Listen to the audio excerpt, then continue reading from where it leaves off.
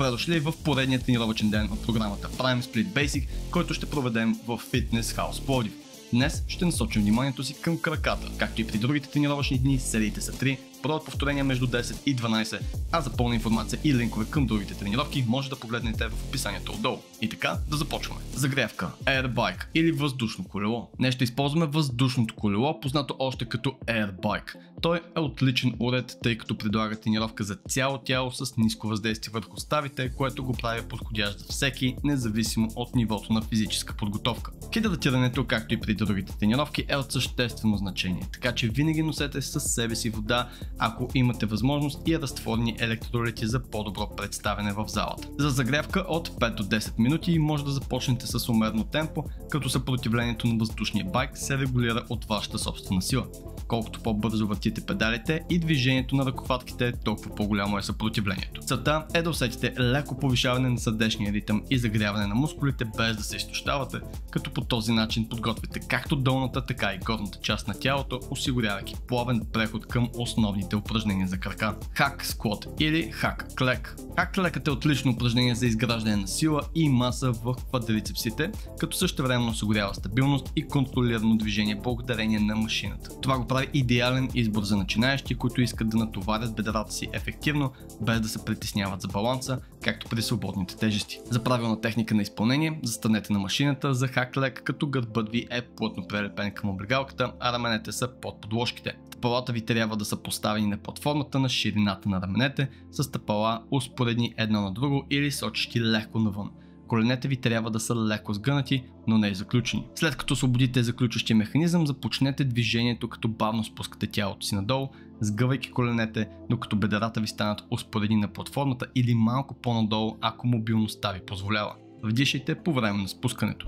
Важно е да поддържате гърба си плътно прилепен към облегалката през цялото движение и да не позволявате на коленете да отидат прекалено много напред, отвъд пръстите на краката. Изпънете краката си почти до край, но не заключвайте коленете напълно, за да поддържате постоянно напрежението в мускулите. Избягвайте да използвате инерция или да отскачате от долната позиция. Движението трябва да е плавно и контролирано през цялото време. Bulgarian Split Squat или български клек. Българският клек е едно от най-ефективните едностранни упражнения за крака, което таргетира квадрицепсите, седалищните мускули и бедрените бицепси, като същевременно подобрява баланса и координацията. Въпреки че може да изглежда доста трудно, то е изключително важно за начинаещите, тъй като помага за коригиране на мускулни дисбаланси между лявата и дясната страна на тялото. За правилна техника на изпълнение застанете около една крачка пред ниска пейка или стабилна опора. Поставете стъпалото на единия си крак върху пейката зад вас, като пръстите сочат надолу. Предният крак е здраво стъпил на пода с леко сгънато коляно. Гърбът ви трябва да е изправен, а гърдите изпъчени. Ако клякането със собствено тегло ви идва леко, може да държите дъмбели, подовки или дискове в ръцете си за допълнително натоварване. Коляното на задния крак трябва да се спуска към пода, но без да го докосва. Изпълнете всички повторения за едната страна, след което сменете краката. Фокусирайте се върху усещането за разтягане в седалищния мускул и квадрицепса на предния крак. След като достигнете долна позиция, избутайте се нагоре, като използвате силата на предния крак и седалищния мускул.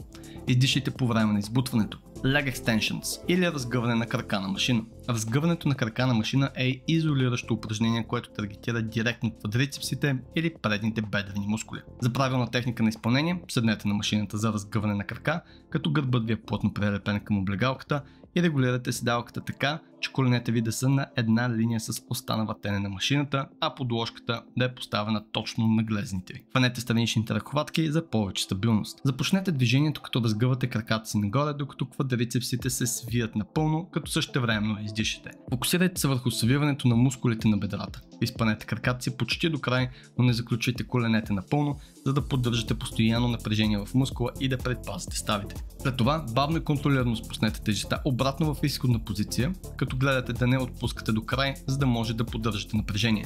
Дишайте по време на спускането и избягвайте да използвате инерция или да отпускате тежестта рязко. Hamstring curls или бедрено сгъване на машина. Бедреното сгъване на машина е изолиращо упражнение, което таргетира директно бедрените бицепси или задната част на бедрата. За За правилна техника на изпълнение, легнете по корем на машината за бедрено сгъване, като колената ви са точно на ръба на пейката, а подложката е поставена точно над ахилесовото сухожилие. Важният елемент тук е да поддържате таза си плътно прилепен към пейката през цялото време. Фокусирайте се върху свиването на мускулите на задната част на бедрата. Вдишайте по време на спускането и не позволявайте на тежестите да се докоснат в стека, за да поддържате постоянно напрежение в мускула. Romanian Deadlift with Dumbbells или румънска мъртва тяга с дъмбели. Румънската мъртва тяга с дъмбели е изключително ефективно упражнение за развитие на задните мускули на краката.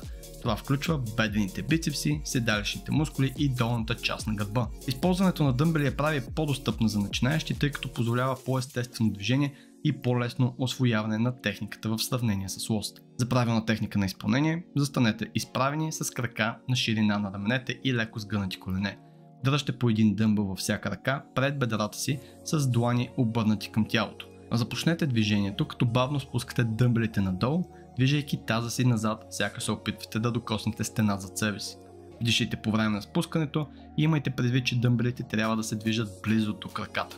Поддържайте лека извивка в коленете, но не ги изгъвайте повече. Фокусирайте се върху разтягането на бедрените бицепси и седалищните мускули. Пускайте дъмбелите, докато усетите силно разтягане в задната част на бедрата или докато торсът ви стане почти успореден на пода. Важно е да поддържате гърба си прав през цялото движение, без да го закръгляте. Издишайте по време на изправянето и в горната позиция стегнете седалищните мускули. Избягвайте да използвате инерция или да извивате гърба си.